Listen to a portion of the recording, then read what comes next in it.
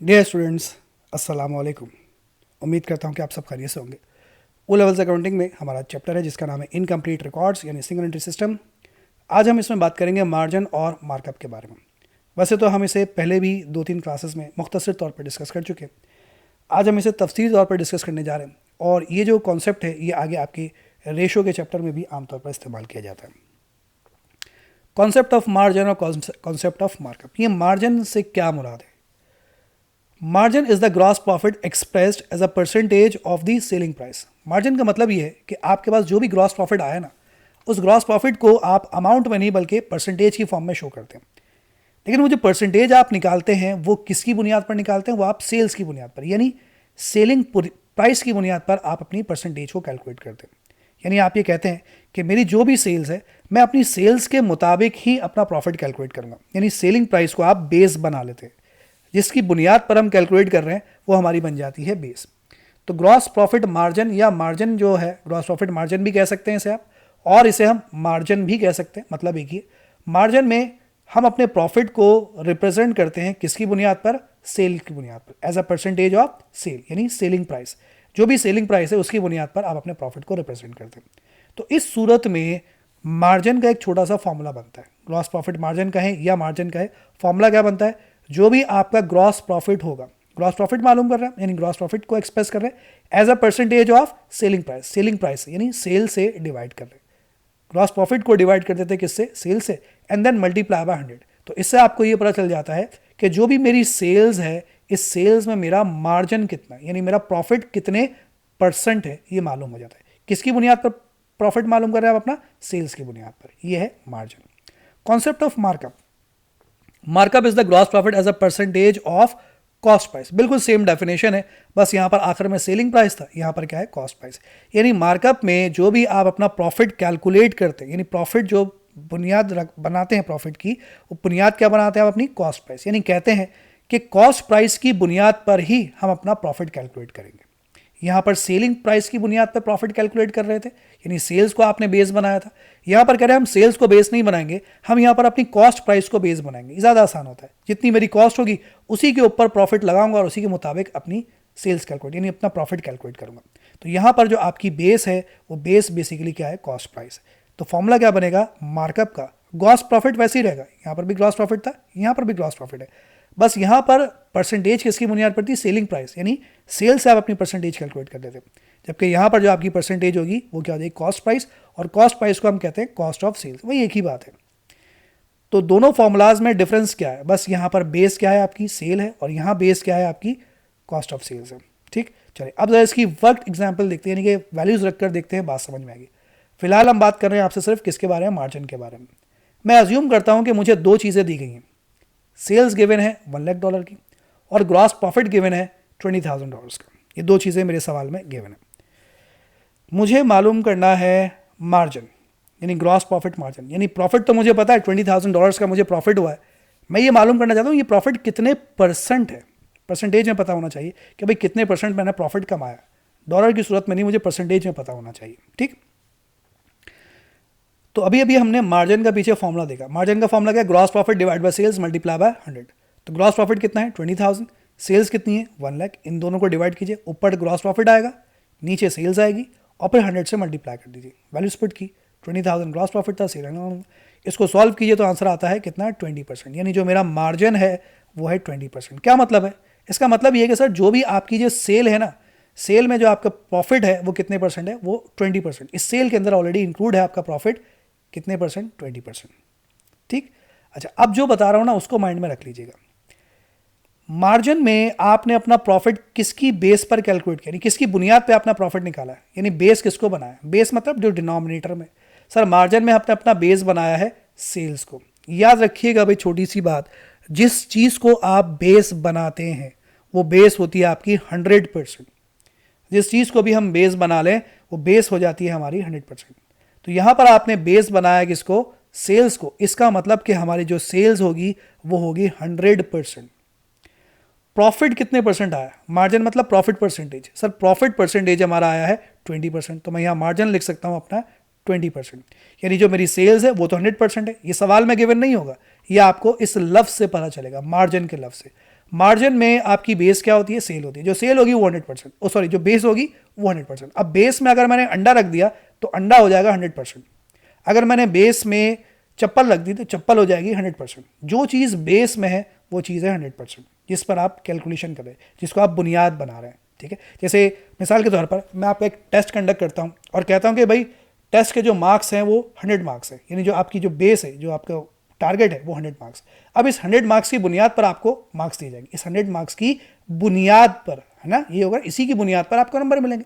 तो बुनियाद जो है वो कितने परसेंट हो जाती है, वो हो जाती है 100%। तो मार्जिन में आपकी बुनियाद क्या है सर, हमारी बुनियाद है सेल्स, यानी सेल्स हो जाएगी 100%। और प्रॉफिट कितने परसेंट है वो हमने कैलकुलेट किया, 20% हमारा प्रॉफिट है। अब आखिरी बात, अगर सेल्स 100% है और प्रॉफिट, इसमें प्रॉफिट सेल्स के अंदर क्या होता है, इंक्लूड होता है। जी सर, सेल्स के अंदर प्रॉफिट भी इंक्लूड होता है, सेल्स के अंदर कॉस्ट भी इंक्लूड होती है।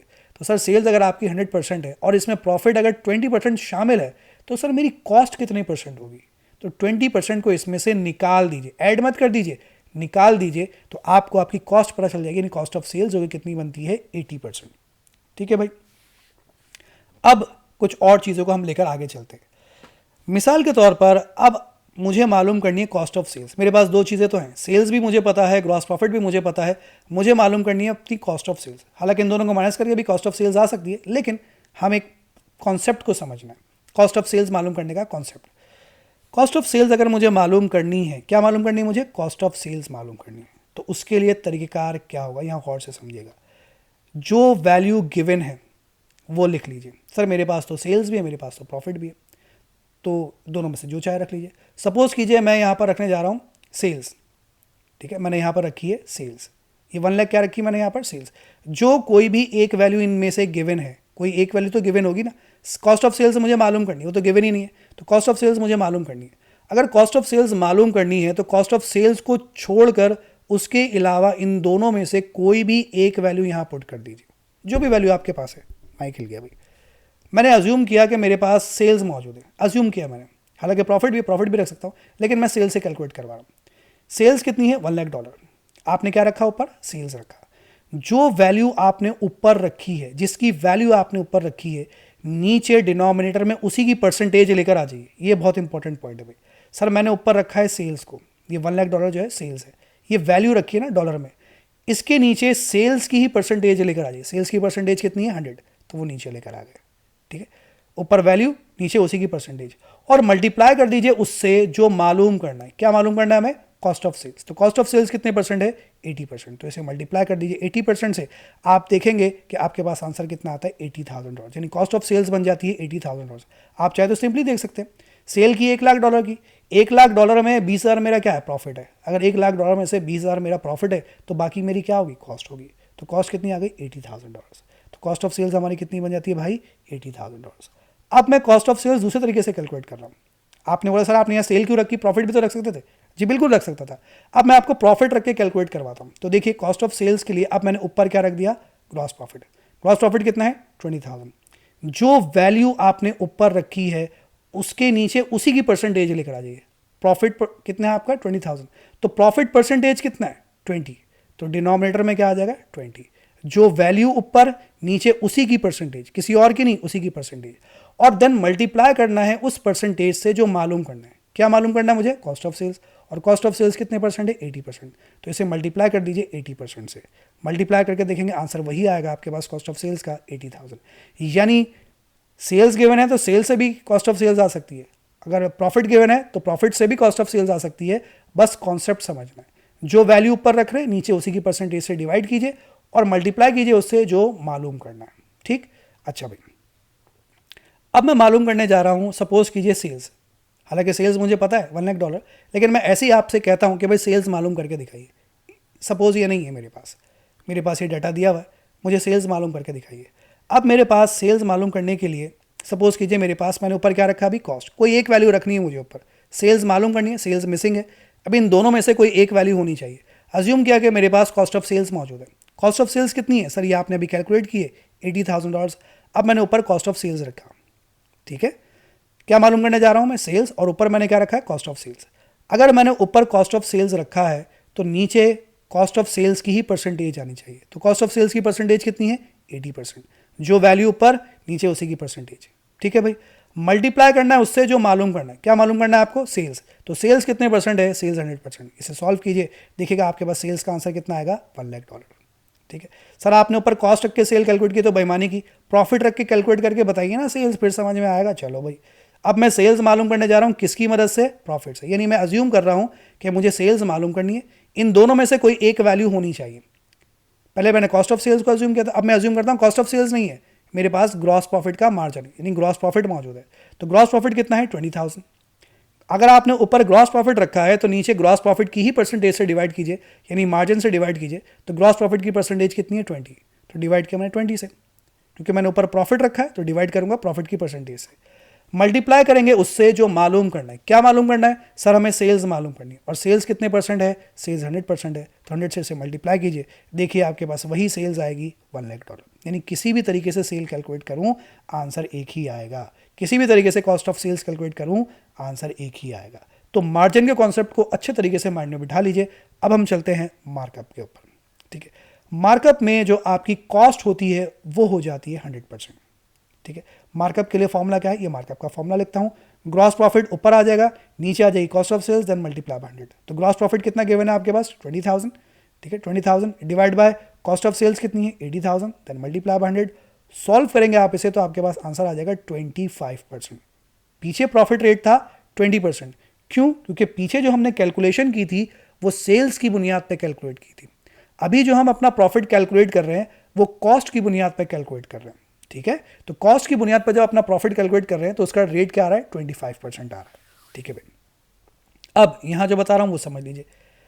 जो आपकी बेस है, जो डिनोमिनेटर में वर्ड है वो मैंने आपको बता दिया, जिसको आपने बेस बनाया है वो कितने परसेंट हो जाता है? वो हो जाता है 100%।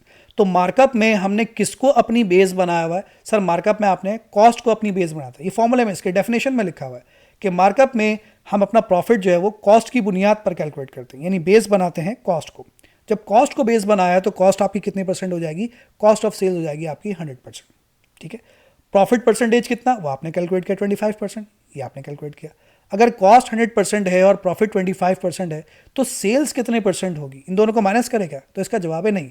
सेल्स में कॉस्ट और प्रॉफिट दोनों प्लस होते हैं, तो इन दोनों को प्लस कर लीजिए, आपके पास सेल्स की परसेंटेज आ जाएगी, यानी कि 125%। याद रखिएगा, सेल्स की परसेंटेज सबसे ज़्यादा होगी, कॉस्ट की परसेंटेज उससे कम होगी, और प्रॉफिट की परसेंटेज सबसे कम होगी। ठीक है, तो ये 3 परसेंटेजेस आ गए। अब मेरे पास दो चीज़ें मौजूद है, कॉस्ट ऑफ सेल्स मौजूद है और ग्रॉस प्रॉफिट मौजूद है। क्या मौजूद नहीं है? सर आपके पास सेल्स की वैल्यू मौजूद नहीं है, इन सेल्स की अमाउंट नहीं दी हुई, तो वही मुझे मालूम करना है, सेल्स की अमाउंट। तो मैं यहाँ अब सेल्स कैलकुलेट करने जा रहा हूँ।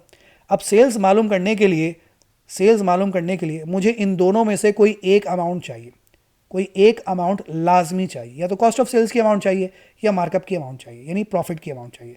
तो मैं अज्यूम करता हूं कि अभी मेरे पास कॉस्ट ऑफ सेल्स की अमाउंट है, तो मैं कॉस्ट ऑफ सेल्स की मदद से सेल्स मालूम करने जा रहा हूँ। ठीक है, सेल्स मालूम करने जा रहा हूँ कॉस्ट ऑफ सेल्स की मदद से। तो ऊपर जो अमाउंट है वो रख दीजिए, कॉस्ट ऑफ सेल्स गिवन है कितनी है? 80,000, तो मैंने ऊपर रख दिया 80,000। जो वैल्यू आपने ऊपर रखी, किसकी वैल्यू ऊपर रखी? कॉस्ट ऑफ सेल्स की 80,000, उसको डिवाइड कर दीजिए उसी की परसेंटेज से। कॉस्ट ऑफ सेल्स ऊपर रखी तो कॉस्ट ऑफ सेल्स की परसेंटेज से डिवाइड कीजिए।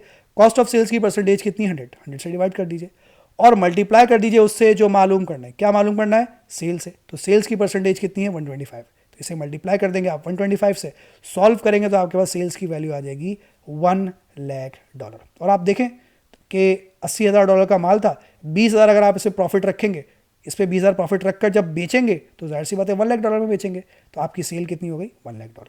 तो मैं यहाँ पे सेल्स की अमाउंट लिख देता हूँ $1,00,000। अच्छा सर, ये तो आपने बेईमानी की, ये सेल्स अभी आपने कॉस्ट ऑफ सेल से कैलकुलेट किया, आप तो याद करके आएंगे, ग्रॉस प्रॉफिट से कैलकुलेट करके दिखाएं, फिर समझ में आए, हम वेरीफाई करें कि भाई हाँ जी कॉन्सेप्ट सही है। चले जी, अब सेल्स मालूम करते हैं हम ग्रॉस प्रॉफिट की मदद से, बिल्कुल कर सकते हैं। अब मेरे पास सपोज कीजिए कॉस्ट ऑफ सेल्स नहीं है, मेरे पास ग्रॉस प्रॉफिट है, तो अब मैं ऊपर जो वैल्यू गिवन है वही रखूंगा। किसकी वैल्यू गिवन है? ग्रॉस प्रॉफिट की। तो ग्रॉस प्रॉफिट ऊपर रख रहा हूं, कितना है? $20,000। जो वैल्यू ऊपर रखी है डिनोमिनेटर में उसी की परसेंटेज आएगी। प्रॉफिट परसेंटेज कितना है? ये लिखा हुआ 25%। आपने ऊपर क्योंकि प्रॉफिट रखा है 20,000, तो डिनोमिनेटर में उसको डिवाइड करेंगे उसी की परसेंटेज से, यानी प्रॉफिट की परसेंटेज से 25% से, 25 से डिवाइड किया और मल्टीप्लाई करेंगे उससे जो मालूम करना है। क्या मालूम करना है आपको? सेल्स मालूम करना है। तो सेल्स की परसेंटेज कितनी है? 125। सॉल्व करेंगे फिर वही आंसर आएगा आपके पास, सेल्स का $1,00,000। यानी आप किसी भी तरीके से कैलकुलेट कीजिए एक ही आंसर आएगा। चलिए जी, अभी मैंने क्या मालूम करके दिखाया आपको, सेल्स। अब मैं आपको मालूम करके दिखाता हूँ कॉस्ट ऑफ सेल्स, यानी अब अज्यूम करते हैं कि हम मालूम करने जा रहे हैं cost of sales. Cost of sales मालूम कर लेते हैं। अब कॉस्ट ऑफ सेल्स मालूम करने के लिए इन दोनों में से कोई एक वैल्यू आपके पास होनी चाहिए। मैं अज्यूम करता हूँ कि अभी मेरे पास सेल्स है। कितनी है सेल्स? $1 लाख। $1 लाख मैंने ऊपर रखी सेल्स की वैल्यू। जो वैल्यू आपने ऊपर रखी है, सेल्स की वैल्यू ऊपर रखी है ना, $1 लाख, तो डिनोमिनेटर में सेल्स की ही परसेंटेज आ जानी चाहिए। तो सेल्स की परसेंटेज कितनी है? 125। जो वैल्यू ऊपर, नीचे उसी की परसेंटेज। सेल्स ऊपर रखी तो डिवाइड में भी सेल्स की परसेंटेज, और मल्टीप्लाई कीजिए उससे जो मालूम करना है। क्या मालूम करना है आपको? Cost of sales. तो कॉस्ट ऑफ सेल्स कितने परसेंट है? 100%। 100 से मल्टीप्लाई कीजिए, देखिए आपके पास कॉस्ट ऑफ सेल्स यही आएगी, $80,000। कैलकुलेट कर लीजिएगा। ठीक है भाई। अब एक और तरीके से कॉस्ट ऑफ सेल्स मालूम कर लेते हैं। अभी मैंने कॉस्ट ऑफ सेल्स के ऊपर क्या रखा था? सेल्स की वैल्यू रखी थी। अब मैं कहता हूँ नहीं जी, मैं ऊपर सेल्स नहीं, मैं प्रॉफिट रखना चाहता हूँ ऊपर। बिल्कुल रख सकते हैं। कॉस्ट ऑफ सेल्स के लिए कोई सी भी एक वैल्यू का होना जरूरी है। तो अब मैं कॉस्ट ऑफ सेल्स मालूम करने जा रहा हूँ प्रॉफिट की मदद से। कॉस्ट ऑफ सेल्स मालूम करने के लिए ऊपर मैंने रखा प्रॉफिट। प्रॉफिट कितना था? $20,000। अगर ऊपर प्रॉफिट रखा है आपने तो डिनोमिनेटर में प्रॉफिट की ही परसेंटेज आ जाएगी। प्रॉफिट की परसेंटेज कितनी है? 25%। 25% लिखा। देन मल्टीप्लाई करना है उससे जो मुझे मालूम करना है। क्या मालूम करना है? Cost of sales. तो कॉस्ट ऑफ सेल्स की परसेंटेज कितनी है? 100 से। 100% से मल्टीप्लाई कीजिए, देखिए कॉस्ट ऑफ सेल्स वही आ जाएगी आपके पास, $80,000। यानी किसी भी तरीके से कैलकुलेट कीजिए, काम एक ही होगा। तो बस एक कॉन्सेप्ट थोड़ा सा समझना था कि मार्कअप और मार्जिन की कैलकुलेशन किस अंदाज से की जाती है। तो उम्मीद करता हूं कि मैं आपको समझाने में किसी हद तक जो है वो कामयाब रहा हूँगा। समझ में आ गया तो बहुत अच्छी बात, नहीं समझ में आया पता नहीं क्या होगा फिर। खैर, आज के लिए बस इतना रखेंगे, इंशाल्लाह फिर से कंटिन्यू करेंगे अब हम अगली क्लास में। टेक केयर, अल्लाह हाफिज़।